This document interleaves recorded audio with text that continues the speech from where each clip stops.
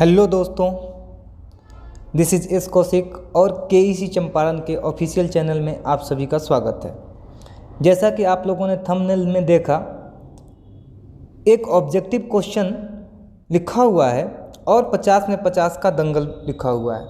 इससे ये पता चलता है कि हम लोग यहाँ पे ऑब्जेक्टिव क्वेश्चन को करने वाले हैं, जो कि हम लोगों के एग्ज़ाम में 50 नंबर का पूछा जाता है। और ऑब्जेक्टिव क्वेश्चंस के सारे चीज़ों को हम लोग यहाँ पे देखेंगे। और जी हाँ, दिल थाम के बैठिए, अब आप सभी के इंग्लिश का डर छूमंतर होने वाला है।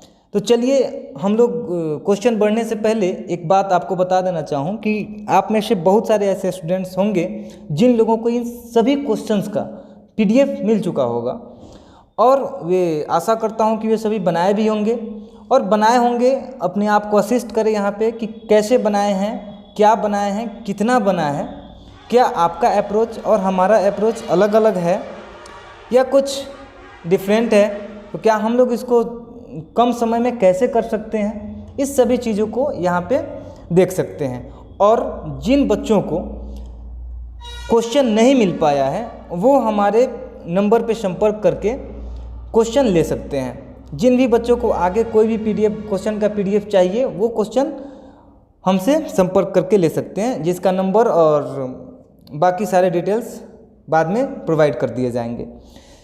चलिए हम लोग बढ़ते हैं क्वेश्चन नंबर फर्स्ट के तरफ। क्वेश्चन नंबर पहला है, choose the correctly spelled word.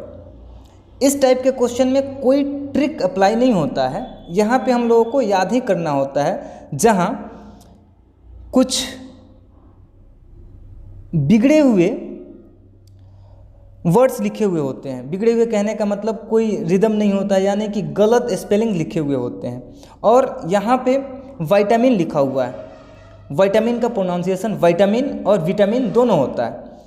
अब इसमें बड़ा कॉन्शियस होकर के देखना पड़ता है, क्योंकि एक या दो तो ऐसे स्टेटमेंट होते हैं जो ऐसे ही एलिमिनेट हो जाते हैं। तो हमने देखा VETAMEN ये कैंसिल हो जाएगा और VETAMIN ये भी कैंसिल हो जाएगा। लेकिन ऊपर और नीचे में देखें, थोड़ा सा अगर दिमाग इधर उधर हुआ तो गड़बड़ हो जाएगा।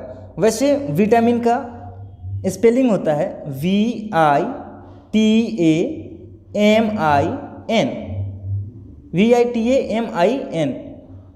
देखें, VITAMIN हम लोगों का ऑप्शन नंबर फर्स्ट सही है। Next question, let me the classroom please. पहले क्वेश्चन को सबसे पहले पढ़ें, बढ़िया से समझें क्वेश्चन बोल क्या रहा है, ऑप्शंस क्या दिए हुए हैं, उसके अकॉर्डिंग सोचना शुरू करते हैं। चलो, let me dash dash the classroom please. यहाँ पे मैं एक ट्रिक बताने वाला हूँ, इस ट्रिक को ध्यान से पढ़ें, ध्यान से कहीं अपने कॉपी में लिख लें। ट्रिक क्या है? ट्रिक है, कहीं पे भी अगर हमें लेट से स्टार्ट सेंटेंस मिल रहा है, लेट से स्टार्ट अगर सेंटेंस मिल रहा है, तो वहाँ पे हम लोग V1 का प्रयोग करते हैं।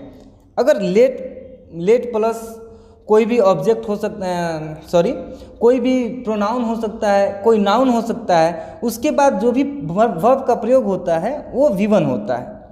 तो यहाँ पे देखें, हम लोग का तो अब काम आसान हो गया। ट्रिक हम लोगों ने देख लिया कि ट्रिक में हम लोग को पढ़ना क्या है, late plus V1, late plus कुछ यहाँ पे और होगा, यहाँ पे कुछ और होगा, और उसके बाद V1 का प्रयोग करना है। तो देखते हैं V1 है क्या। टू लिव, जिसे हम लोग इन्फिनिटिव कहते हैं और अपने भाषा में V6 के नाम से भी जानते हैं। लिविंग, V4 ये भी एलिमिनेट। हैव लेफ्ट तो होगा नहीं, क्योंकि हम लोग को V1 को ढूंढना है, यहाँ पे लेफ्ट है, ठीक, जो कि V3 है। तो हमें V1 लिव दिख रहा है, B। हम लोग का करेक्ट ऑप्शन होगा B। बढ़ते हैं नेक्स्ट क्वेश्चन की तरफ। You the piano. फिर से क्वेश्चन को बढ़िया से पढ़ें और सारे ऑप्शंस को देखें। ऑप्शंस में हर एक में प्लेइंग लिखा हुआ है, यानी कि इसमें हम लोग को दिख रहा है कि प्लेइंग यहाँ से कुछ हम लोग को मिलने वाला है नहीं। चलिए आगे बढ़ते हैं, देखते हैं।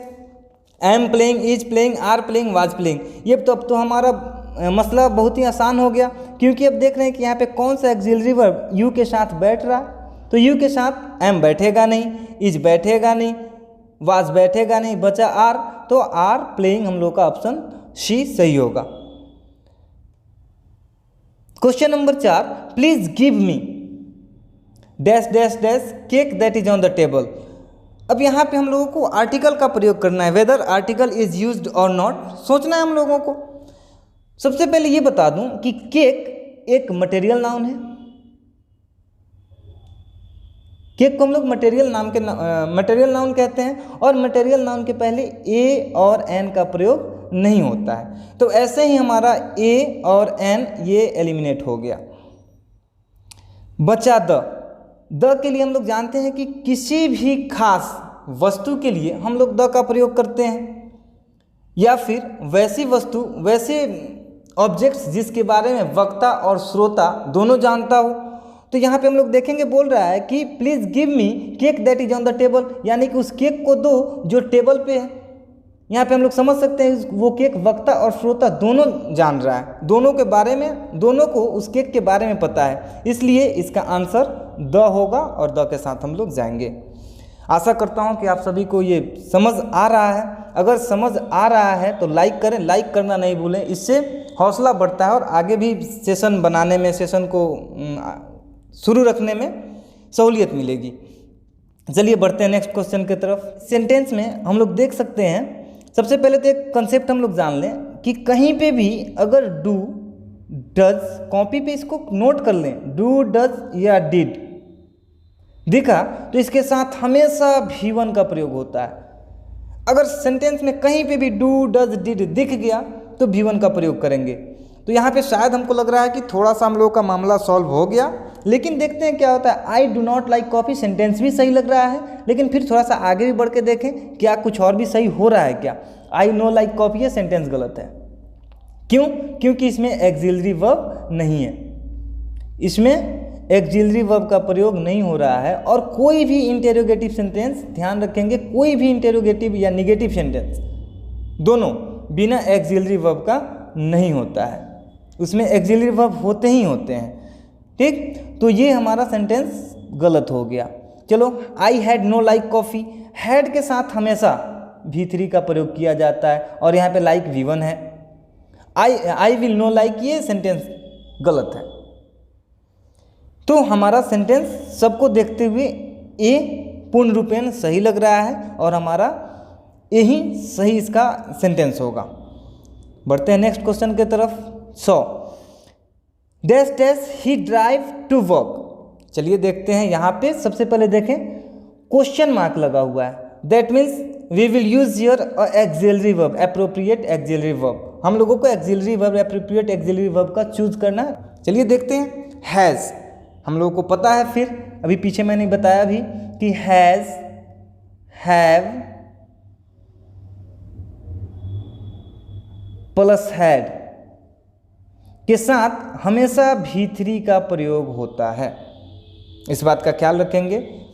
V1 किसके किसके साथ लगता है, तो यहाँ पे देखें डोंट, यानी कि डू और डज हम लोगों ने पढ़ा, डोंट भी लग सकता है, मे भी हो सकता है, देखते हैं। डू भी और डज, ये तीनों ऑप्शन लग रहा है कि हो सकता है, इस तीनों ऑप्शन के साथ हम लोग जा सकते हैं। लेकिन देखते हैं, यहाँ पे सब्जेक्ट है ही जो कि थर्ड पर्सन सिंगुलर नंबर है और थर्ड पर्सन के साथ हम लोग हमेशा डज का प्रयोग करते हैं। ठीक है, चाहे इसका निगेटिव बनाए या इंटेरोगेटिव, यहाँ पे इंटेरोगेटिव की बात है तो डज पहले लगेगा, डज का प्रयोग पहले होगा।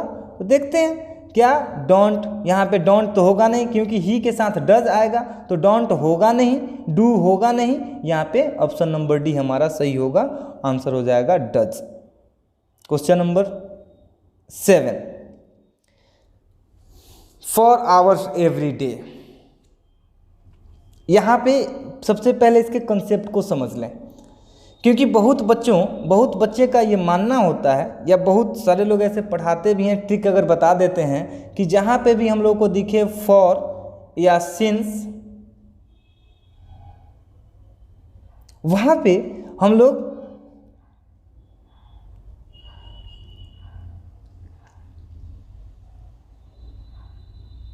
बीन प्लस V4 का प्रयोग करते हैं।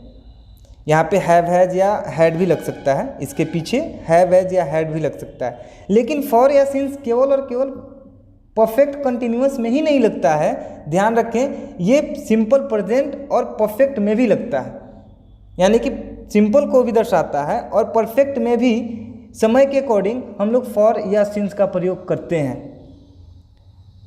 अगर यहाँ पे ऑप्शंस को देखें तो ऑप्शन में तो हमें कहीं नहीं दिख रहा है बीन प्लस बी फोर, जो कि हम लोग को पता है कि फॉर या सिंस के साथ बीन प्लस बी फोर के साथ जाएंगे। यहाँ पे ऑप्शन में कहीं दिख नहीं रहा। अब क्या करेंगे? तो ध्यान रखें कि केवल और केवल ऐसा नहीं है कि फॉर या सिंस का प्रयोग हम लोग परफेक्ट कंटिन्यूअस के साथ ही करते हैं। ये मिथ है, इसको निकाल दे दिमाग से। परफेक्ट के साथ भी जाते हैं और सिंपल प्रेजेंट के साथ में हम लोग फॉर या सिंस का प्रयोग करते हैं। ठीक है, तब देखते हैं क्या हो सकता है। यहाँ पे अब इस ऑप्शंस में क्या आ जाएगा? He is practice. ये हम लोग को पता है कि एम इज आर जब भी लगता है तो एम इज के साथ हम लोग भी फोर का प्रयोग करते हैं, तो ये हो गया हमारा गलत। ही प्रैक्टिस हो सकता है, ही के मतलब इस सेंटेंस में V1 या V5 का प्रयोग करते हैं, जो सेंटेंस हमें अभी दिख रहा है। वाज प्रैक्टिस ये भी गलत है, क्योंकि वाज के साथ प्रैक्टिसिंग होगा प्रैक्टिस, तो यहाँ पे ये गलत हो जाएगा। और वाज प्रैक्टिस इज प्रैक्टिस नहीं हो सकता है, क्योंकि यहाँ पे फॉर का प्रयोग किया गया है। और जब फॉर का प्रयोग करेंगे तो हमने कहा या तो सिंपल प्रेजेंट या प्रेजेंट परफेक्ट, ठीक, या फिर प्रेजेंट परफेक्ट या फिर परफेक्ट कंटिन्यूअस के साथ हम लोग चलेंगे। तो ना ही यहाँ पे सिंपल प्रेजेंट का है, दो हम लोग को दिख रहा है सिंपल प्रेजेंट का, दो ऑप्शन है हमारे पास सिंपल प्रेजेंट का। लेकिन इज प्रैक्टिस गलत हो रहा है, प्रैक्टिसिंग होगा, वाज प्रैक्टिसिंग ये भी गलत हो रहा है। तो हम लोग बी और सी के साथ जाते हैं, कौन सा सही होगा देखते हैं बी और सी में कौन सा सही हो रहा है। अगर इसको बनाएं तो ही, जो कि एक थर्ड पर्सन सिंगुलर नंबर है, और थर्ड पर्सन सिंगुलर नंबर के साथ हम लोग V5 का प्रयोग करते हैं, और V5 इसमें है प्रैक्टिसेस। तो इसका आंसर सी हो जाएगा। बढ़ते हैं नेक्स्ट क्वेश्चन की तरफ। Rita to the radio. चलिए क्वेश्चन हम लोगों ने पढ़ा, हम लोगों को इसमें कुछ भरना है, देखते हैं। अब ऑप्शन में आते हैं, जैसे देखेंगे इज लिसनिंग, ये इज लिसनिंग सही लग रहा है, लेकिन अब रीता के साथ लगेगा कि नहीं, बाद में हम लोग इसका एनालिसिस कर रहे हैं। हैज लिसनिंग गलत, हैज के साथ हमेशा V3 का प्रयोग होगा, और यहाँ पे V4 किया गया है, तो ये गलत हो गया। एम लिसनिंग ये भी कॉम्बिनेशन सही लग रहा है, लेकिन देखते हैं फिर भी सही है या गलत है। हेड लिसनिंग ये भी गलत, हेड के साथ भी V3 का प्रयोग होगा, तो ये भी गलत हो जाएगा। हमारा बचा इज लिसनिंग, एम लिसनिंग। अब देखते हैं रीता के साथ इज लगेगा कि एम लगेगा। सबको पता है रीता के साथ इज लगेगा, तो हम लोग Rita is listening to the radio के साथ जाएंगे। आई होप आप लोग एंजॉय कर रहे हैं, क्वेश्चन को समझ रहे हैं, कैसे क्वेश्चन को टैकल करना है, कैसे ऑप्शंस को एलिमिनेट करना है, ये सभी चीज़ सीखते हुए चल रहे हैं। जाहिर सी बात है, इतना जब एलाबोरेशन करेंगे तो थोड़ी सी वीडियो लंबी हो जाएगी, घबराना नहीं है, लास्ट तक बने रहें और सभी कंसेप्ट्स को देखें। बढ़ते हैं नेक्स्ट क्वेश्चन की तरफ। आई होप इसका ऑप्शन मिल गया हमें, option number A. Choose the correct sentence. फिर इसमें करेक्ट सेंटेंस को चूज करना है। अभी तक हम लोग जितना ये सोचते हैं कि ट्रिक पढ़ के काम आ जाएगा, ट्रिक पढ़ के हम पास हो जाएंगे, तो ट्रिक पढ़ने के बाद भगवान भरोसे ही पास होने की संभावना होती है। जब तक कंसेप्ट नहीं पता हो, जब तक कंसेप्ट के बारे में कुछ भी नहीं जानते हैं, तब तक पास होना संभव नहीं। संभव है, पास हो सकते हैं, बट हम लोगों के पास एक प्रॉपर वे होना चाहिए और एक प्रॉपर कंसेप्ट होना चाहिए, तभी जाकर के हम लोग पास हो सकते हैं, बढ़िया नंबर से पास हो सकते हैं। पास होना कोई बड़ी बात नहीं, पास तो हो ही सकते हैं। चलिए, यहाँ पे बोल रहा है कि करेक्ट सेंटेंस को चूज़ करना है। अब इसमें हमारे अपने जितने भी पढ़े हुए हैं, जितना भी कंसेप्ट पढ़े हुए हैं, सारा का सारा कंसेप्ट इसमें आ जाएगा। सी वांट 3 एग। यहाँ पे अगर हम लोग देखें तो सी के साथ वांट्स लगना चाहिए, ये भी गलत है। और 3 एग्स, बड़े ध्यान से देखेंगे, 3 एग्स ये भी गलत, एक्स होना चाहिए, एग है। यहाँ पे भी देख ले 3 एग, ये भी गलत। आगे पढ़ेंगे ही नहीं, देखेंगे नहीं। हाँ, एक्स और एक्स हमें हमारे ख्याल से ये दोनों ऑप्शंस सही हो सकते हैं। आगे देखते हैं। शी वांटिंग गलत, वांटिंग नहीं होगा, शी वांट्स। इसका ऑप्शन नंबर डी सही होगा। She wants 3 eggs. Learning isn't easy. सबसे पहले ऑप्शंस देखते हैं क्या है। Hindi, the Hindi, to Hindi, of Hindi. The Hindi किसी भी प्रॉपर नाउन के पहले जनरली हम लोग द का प्रयोग नहीं करते हैं। हिंदी प्रॉपर नाउन है, हिंदी के पहले द का प्रयोग हुआ है, ये गलत। टू हिंदी हमेशा हम लोग टू के साथ किसी वर्ब का प्रयोग करते हैं या फिर किसी नाउन का प्रयोग करते हैं, लेकिन किसी भाषा का प्रयोग नहीं करते हैं। टू प्लस भी होता है, टू प्लस कोई नाउन भी हो जाता है, जैसे he is coming to me, pronoun हो गया, he coming to, he is going to Ram, है ना।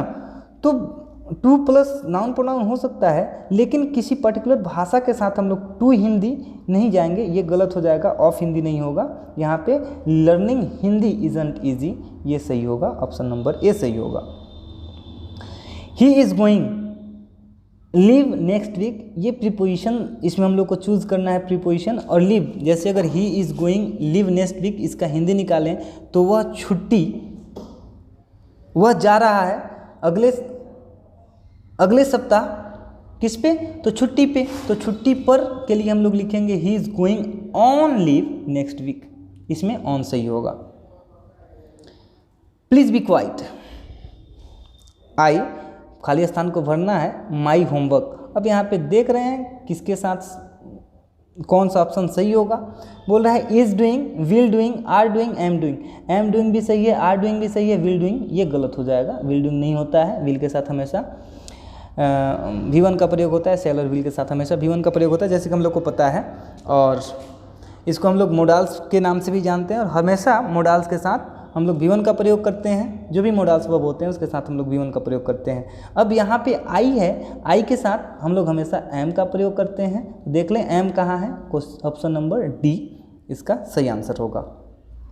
Next, he has broken his leg so he play football. देखते हैं क्या है। अच्छा, इसमें मोडाल्स दिए हुए हैं, तो ही प्ले फुटबॉल, क्या यहाँ पे ये क्या नहीं कर सकता है या क्या कर सकता है, एबिलिटी को दर्शाने वाला जो मोडाल्स होता है उसको हम लोग लगाएंगे। तो एबिलिटी और कैपेसिटी को दर्शाने के लिए हम लोग कैन का प्रयोग करते हैं। देखते हैं कैन है क्या। अब उसका पाँव टूटा हुआ, he has broken his leg, पाँव उसको अपना तोड़ लिया है, तो क्या करेगा, फुटबॉल नहीं खेल सकता है। तो ही कांट, देखते हैं वैसे ही यहाँ पे नॉट वाला आएगा तो देख लेंगे, कांट है इसमें, कैन नॉट हो जाएगा, इसका आंसर कैन नॉट होगा। Next, we dash that you would succeed. अब क्या कर रहे हैं, हमारी बोल रहा है कि यहाँ पे hopping, hoped, had hoped, will hope. जब भी कभी यहाँ पे इस टाइप का वर्ब आ जाए, जब भी कभी इस टाइप का सब्जेक्ट आए वी और वहाँ पे वर्ब का चुनाव करना हो, तो हम लोग जानते हैं कि सब्जेक्ट के जस्ट बाद दो ही ऑप्शंस आते हैं। अगर कोई हेल्पिंग वर्ब हो तो हेल्पिंग वर्ब लगाएंगे, अगर हेल्पिंग वर्ब ना हो डायरेक्ट वर्ब का ऑप्शन आए तो हम लोग के पास दो ही ऑप्शन होता है, सब्जेक्ट प्लस या तो V1 होगा या तो V5 होगा, नहीं तो पास्ट, सिंपल पास्ट के रूल के अकॉर्डिंग चलेंगे तो सब्जेक्ट के साथ V2 का प्रयोग होगा। बाकी यहाँ पे और जो भी चीज़ है, जो भी वर्ब है, वो बिना किसी एक्सिलरी वर्ब का यूज़ नहीं होता है, इस बात का ख्याल रखेंगे। जब भी हम लोग को केवल सब्जेक्ट मिल जाए, सब्जेक्ट के बाद जस्ट वर्ब का प्रयोग करना हो तो इस तीन वर्ब के साथ ही जाएंगे। आगे हम लोग नहीं पढ़ रहे हैं, क्या है कैसे है बाद में देखते हैं। होपिंग होगा नहीं क्योंकि ये V4 है, होप्ड V2 हो सकता है, हो जाइए। हैड होप्ड नहीं होगा क्योंकि हम लोग पहले ही जान रखा है कि सब्जेक्ट के जस्ट बाद या तो V1 होगा, V5 होगा, सॉरी यहाँ पे V3 लिखा गया है, ये V2 होगा। V2 हम लोग को देखने को मिल रहा है, तो we hope that you would succeed, हम लोग आशा किए हैं कि तुम पास हो जाओगे। ठीक है, सॉरी ये गलत है, ये आंसर इसका बी होगा। Next, you get a new dress tomorrow. ध्यान रखेंगे ट्रिक के साथ हम लोग यहाँ पे जाएंगे। कहीं पे भी अगर हम लोग टुमारो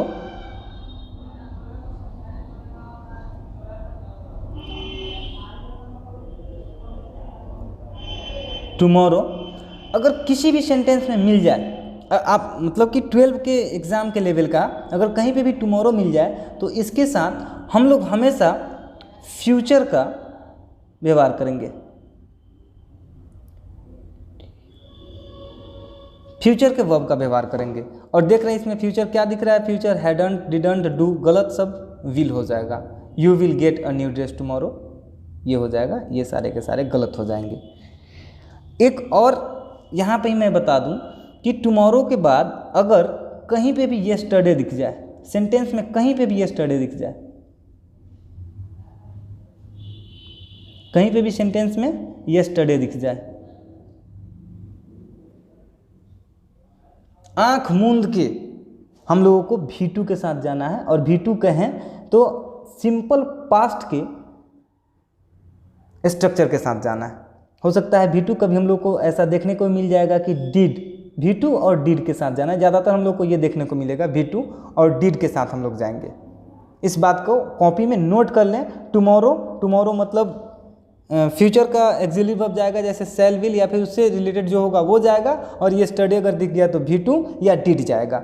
इस बात का ख्याल रखेंगे और इसको नोट कर लें। येस्टरडे सेंटेंस के आगे पीछे बगल में कहीं पे भी दिख जाए मतलब V2 या डिड होगा, इसको नोट कर ही लें। नेक्स्ट, अब यहाँ पे करेक्ट स्पेल्ड वर्ड क्या है? इंटेलिजेंट। इंटेलिजेंट का होता है INTELLIGENT। देख लेते हैं इंटेलिजेंट है क्या? INT। ध्यान रखें, बहुत ही फोकस के साथ इस सबको पढ़ना होता है, थोड़ा सा घबराया तो गड़बड़ हो जाता है। INTELLI, देखो INTELI इसमें केवल है, इसमें डबल LI है, बाकी दोनों गलत है, ये भी गलत, ये सही होगा हमारा INTELLIGENT। आंसर हो जाएगा 16 का C। Next, the teacher. देखिए यहाँ पे येस्टरडे मिल गया हमको, कुछ नहीं देखना है इसमें, ढूंढना है V2 है कहाँ, डॉट, यही आंसर हो जाएगा। कुछ जब येस्टरडे हम लोग को दिख गया, येस्टरडे दिख जाए, टुमारो दिख जाए, तो हम लोग को ढूंढना ही नहीं है, डॉट इसका आंसर हो जाएगा। आगे बढ़ते हैं। येस्टरडे, देखो इसमें भी येस्टरडे दिख गया, कुछ नहीं, V2 देखो होगा कहीं ना कहीं, वेंट, बात खत्म, इसका आंसर D हो जाएगा, वेंट। नेक्स्ट, फिर देखो इसमें भी येस्टरडे दिख गया। अब देखेंगे, कुछ नहीं ढूंढना है, V2 ढूंढना है, यहाँ पे विजिटेड मिल गया, आंसर B हो जाएगा इसका, बस। अब बढ़ते हैं हम लोग नेक्स्ट क्वेश्चन की तरफ। बोल रहा है अ रिटन स्टेटमेंट और ओथ। ओथ का मतलब होता है शपथ, सॉरी शपथ, स्टेटमेंट मतलब कथन। तो बोल रहा है अ रिटन स्टेटमेंट और ओथ इज, क्या है? Deed, an alimony, and a letter, a affidavit. Affidavit को हम लोग शपथ पत्र कहते हैं, और जो शपथ हो या स्टेटमेंट हो उसको क्या कहेंगे? जो लिखा जाता है उसको पत्र कहेंगे, और जो जिस पे शपथ लिखा जाता है उसे शपथ पत्र कहते हैं। तो एफिडेविट को हम लोग शपथ पत्र कहते हैं, यहाँ पे एफिडेविट होगा। अब इस क्वेश्चन को देख करके समझ आ रहा है, ये बिल्कुल कभी ना कभी प्रीवियस ईयर का क्वेश्चन है। क्वेश्चन ऐसे ही पूछे जाते हैं। अगर आप किसी भ्रम में हो कि हम बस ऐसे ही पढ़ लिए, एग्जाम जा कर के बैठे, क्लास में बैठे पढ़ के आएँ और एग्ज़ाम हमारा पास हो जाएगा, तो इस भ्रम से निकलें और देखें क्वेश्चन ऐसे ही पूछे जाते हैं। क्वेश्चन का यही तरीका है, आप कहीं पे भी पढ़ें, कुछ भी पढ़ें, लेकिन पढ़ने का तरीका जो है उसको समझ के चलना होगा कि क्वेश्चन ऐसे ही पूछे जाते हैं, ऐसे ही पूछे जाएंगे, हम लोग को एग्ज़ाम ऐसे ही देना है, इस बात का ख्याल रखेंगे। चलिए बढ़ते हैं नेक्स्ट क्वेश्चन की तरफ। English language is dash dash than Sanskrit. अब यहाँ पे है ओल्डर, एनिशियंट, यंगर, क्लासिकल। अब संस्कृत एक ऐसा भाषा है जो सबसे पुराना भाषा है। संस्कृत के बाद ही कोई ऐसा भाषा है जो बना हुआ है। हम लोग के यहाँ माना जाता है, या फिर हम लोग मानते भी नहीं है, सच में है भी, संस्कृत सबसे पुराना भाषा है। संस्कृत के बाद ही कोई लैंग्वेज आया है। तो इंग्लिश क्या हो जाएगा? उससे ओल्डर होगा नहीं, उससे पुराना होगा नहीं, क्लासिकल तो यहाँ पे बन नहीं रहा, यंगर होगा। संस्कृत इंग्लिश क्या होगा? संस्कृत से छोटा, यानी कि उसके बाद का भाषा है। ये सारा गलत हो जाएगा, इसका आंसर हो जाएगा C, यंगर। बढ़ते हैं नेक्स्ट क्वेश्चन की तरफ। वाल्टर डिलामेयर। चलिए यहाँ पे होता है, यानी कि क्वेश्चन नंबर 21 तक हम लोगों का ग्रामर का सेक्शन, ग्रामर 20 तक ही खत्म हो जा रहा है, 19 तक के लगे। 19 के बाद 20 और 21 क्वेश्चन कुछ हम लोगों के दिमाग से रिलेटेड, बुद्धि लगाना है। और उसके बाद हम लोगों का ये जो क्वेश्चन आगे आ रहा है, ये बुक से रिलेटेड क्वेश्चन है। Walter de la Mare was born in. तो इस क्वेश्चन को डील करने से पहले हम लोग थोड़ा सा वाल्टर डिलामेयर के बारे में जानें। वाल्टर डिलामेयर का जन्म 1873, सामने जो फिगर दिख रहा है आपको, वाल्टर डिलामेयर ही है ये। 1873 में इनका जन्म हुआ और इनकी मृत्यु हो गई 1956 में। जन्म इनका इंग्लैंड में हुआ था, ये भी हम लोग को यहाँ पे देखने को मिला। इनकी मृत्यु हो गई 1956 में, ये हम लोग देख लें। इंग्लैंड में इनका जन्म हुआ था। इनके कुछ और क्रिएशंस के बारे में भी दिया गया, कभी कभी एग्जाम्स में पूछ दिए जाते हैं, जैसे songs of children is written by, तो ध्यान रखेंगे सॉन्ग्स ऑफ चिल्ड्रेन और पीकॉक पाई भी वाल्टर डिलामेयर के द्वारा ही लिखा गया है। ये इनके दो अलग क्रिएशंस हैं जिसके बारे में हम लोगों से एग्जाम्स में पूछे जा सकते हैं, पूछे भी गए हैं, इसलिए ये ध्यान रखेंगे। अब आते हैं फिर हम लोग क्वेश्चन पे। तो अब वाल्टर डिलामेयर का जन्म कब हुआ था? आई होप आप लोगों को समझ आया होगा। इसको देख करके बता सकते हैं कि 1873 में उनका जन्म हुआ था। चलिए बढ़ते हैं नेक्स्ट क्वेश्चन की तरफ। And stooped and drank a little more, ये हम लोगों के स्नैक जो एक पोएट्री है, W.H. लॉरेंस के द्वारा लिखा हुआ स्नैक पोएट्री है, उसी में से ये लाइन लिया गया है, and stooped and drank a little more. जो सांप है वो आता है उनके वाटर ट्रफ के पास और इसका मतलब हुआ कि थोड़ा सा और झुकता है, एक बार और झुकता है और फिर से पानी कुछ और पानी पीता है। तो ये फायर हाइमन से नहीं, ये स्नेक से लिया गया है। इसका आंसर स्नेक सी सही होगा। रूपर्ट ब्रूक, चलो रूपर्ट ब्रूक बोल रहा है किसको प्रेज, किसकी प्रशंसा कर रहे हैं। तो जाहिर सी बात है, जैसे हम लोग इंडिया से हैं, कहीं पे किसी भी चीज़ की बातें आए तो हम लोग अपने इंडिया को ही ज़्यादा तरजीह देंगे। और इंडिया में अगर स्टेट की बातें आए, बिहार से हैं तो बिहार का तरजीह देंगे, और कहीं पे भी बिहारी की बात आए तो हम लोग कहेंगे भी 100 पे भारी एक बिहारी, कह भी देते हैं। क्योंकि हमारे अपने स्टेट की बात आ गई तो हम लोग कहते हैं 1 पे भारी 100 पे भारी एक बिहारी 100 पे भारी, जैसे भी हो ये कहते हैं। तो वैसे ही बोल रहा है कि ब्रूक किसको प्रेज, किसकी प्रशंसा कर रहे हैं। तो जाहिर सी बात है वे जहाँ से बिलोंग करते होंगे उसकी प्रशंसा करेंगे। तो एक बार इस क्वेश्चन को ऐसे, हालांकि इसका तो आंसर हम लोग का इंग्लैंड हो जाएगा, क्योंकि रूपर्ट ब्रूक का जन्म इंग्लैंड में हुआ था और इंग्लैंड का वो प्रशंसा कर रहे हैं। आगे थोड़ा सा ब्रूक के बारे में हम लोग जान लें। दिया हुआ ये इमेज रूपर्ट ब्रूक का ही है, जिनका जन्म 1887 में हुआ था। याद रखेंगे इसको, 1887 में हुआ था और इनकी मृत्यु बहुत ही कम उम्र में 1915 में हो गई थी। जन्म इनका इंग्लैंड में हुआ था और बहुत ही कम उम्र में इनकी मृत्यु हो गई थी, और सेप्टिसेमिया से इनकी मृत्यु हो गई थी। ये जो बीमारी है एक सेप्टिसेमिया, इसी से इनकी मृत्यु हो गई थी ऑन अप्रैल 23, 1915, यानी कि 1915 में भी 23 अप्रैल को उनकी मृत्यु हो गई थी। एक बात यहाँ पे ध्यान रखेंगे, प्रीपोजिशन, दो चीज़ हम लोग यहाँ पे प्रीपोजिशन का दो चीज़ क्लियर कर लें। अगर प्रीपोजिशन में कहीं पे भी कोई डिजीज हो, किसी बीमारी से अगर किसी की मृत्यु या किसी बीमारी के पहले कोई प्रीपोजिशन लगाने की बात आए तो वहाँ पे ऑफ का प्रयोग होता है। हम लोग प्रीपोजिशन ऑफ लगाते हैं, ऑफ का प्रयोग करेंगे, और किसी डेट के पहले ऑन का प्रयोग करेंगे। यहाँ पे हम लोग को दो चीज़ क्लियर हो गया, ऑफ और ऑन। एक प्रीपोजिशन ऑफ, कहीं पे कोई भी डिजीज हो, किसी भी बीमारी के पहले कोई प्रीपोजिशन लगाना हो तो हम लोग ऑफ का प्रयोग करेंगे, और कहीं पे डेट के पहले अगर लगाना हो तो ऑन का प्रयोग करेंगे। इस बात का भी ख्याल रखेंगे। चलिए इतना तो पता हो गया रूपर्ट ब्रूक के बारे में कि वे इंग्लैंड में जन्म लिए थे। तो किसका प्रशंसा करेंगे? जाहिर सी बात है इंग्लैंड का प्रशंसा करेंगे। नेक्स्ट क्वेश्चन की तरफ हम लोग बढ़ रहे हैं। जॉन डॉन इज अ, ध्यान रखें यहाँ पे भी कुछ हम लोग ट्रिक लगा सकते हैं। जहाँ पे भी जॉन डॉन की बात आए, वे जॉन डॉन एक मेटाफिजिकल पोएट थे। तो जॉन डॉन या फिर जॉन डॉन का लिखा हुआ sweetest love I don't go की बात करें, या जॉन डॉन, जहाँ पे भी ये पूछा जाए और वहाँ पे पोएट के बारे में अगर पूछा जाए तो हम लोग मेटाफिजिकल के साथ जाएंगे। हालांकि जॉन डॉन एक मेटाफिजिकल पोएट थे। इसका आंसर बी होगा, आंसर बी इसका सही होगा।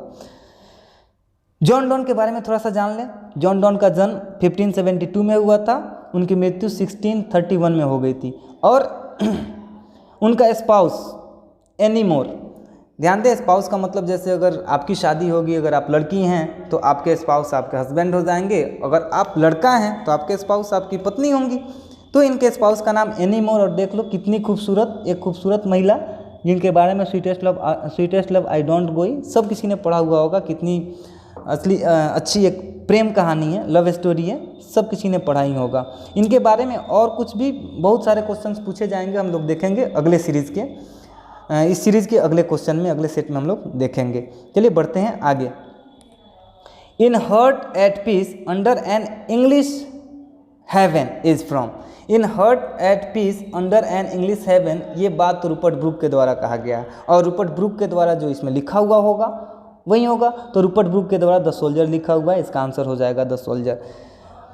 बढ़ते हैं नेक्स्ट क्वेश्चन की तरफ। And the nightingale is dumb is from.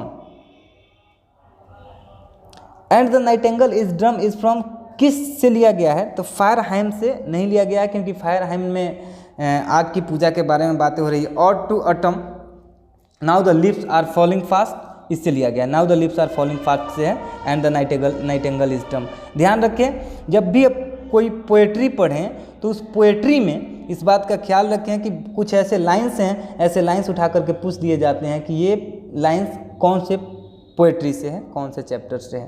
तो केवल पोएट्री पढ़ के समझ के और छोड़ न दें, कि हर एक लाइन पे भी ख्याल रखें कि इसका मतलब क्या हो रहा है।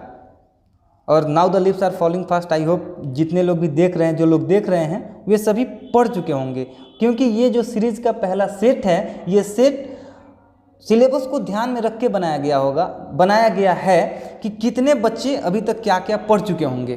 अगर आप नहीं पढ़े हैं तो कोशिश करें कि बहुत ही जल्द पढ़ लें और आगे के सीरीज़ का इंतज़ार करें। आगे का सीरीज़ भी बहुत ही जल्द आप लोगों को मिलने वाला है। Next, match the following. John Donne, sweetest love, I don't go, यानी कि फर्स्ट का हो जाएगा,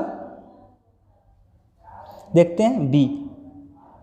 W.H. ऑडेन, कुछ देखते हैं, अगर थोड़ा बहुत याद होगा तो हम लोग कहीं से निकाल भी सकते हैं। W.H. ऑडेन के द्वारा, हालांकि now the lips are falling fast है, सेकेंड का हो जाएगा सी। अच्छा, Rupert Brooke the soldier, third का हो जाएगा द सोल्जर ए।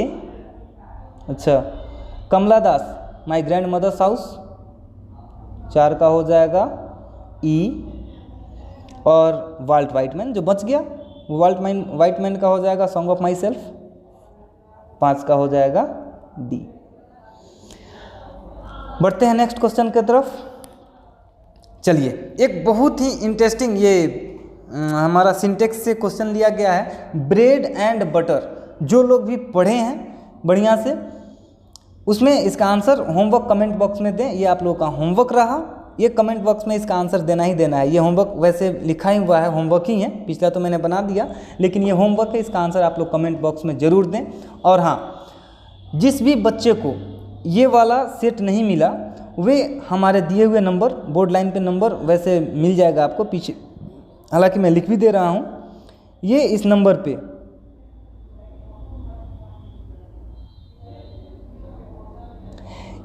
पे व्हाट्सएप करेंगे, उनको अगला इस सीरीज़ का जो भी PDF होगा वो PDF मिल जाएगा। और सबसे पहले उस PDF को बनाएं, असिस्ट करें अपने आप को, कितना नंबर आप ला रहे हैं, कितना नंबर हो रहा है, क्या कंसेप्ट लगा रहे हैं, कैसे कैसे हो रहा है, हर एक चीज़ को देखने के लिए PDF का होना ज़रूरी है। पहले PDF बनाएं, फिर अगला वीडियो आप लोगों को मिलेगा। इस वीडियो का भी PDF अगर आप लोग चाहते हैं तो इस नंबर पे व्हाट्सएप करें। और हाँ, अपने दोस्तों के साथ शेयर ज़रूर करें। हो सकता है कि थोड़ा थोड़ा पढ़ के आप लोग बढ़िया मार्क्स ला लें, तो ये मेरे लिए भी बहुत गर्व की बात होगी। दोस्तों के साथ शेयर करना ना भूलें और लाइक करना ना भूलें। लाइक करने से हमें भी पता चलेगा कि हाँ, हमने जो पढ़ाया वो अच्छा है। और जो भी आपको लग रहा है कि यहाँ पे ऐसा होना चाहिए, ये चीज़ होना चाहिए, तो आप लोग कमेंट करके बता सकते हैं।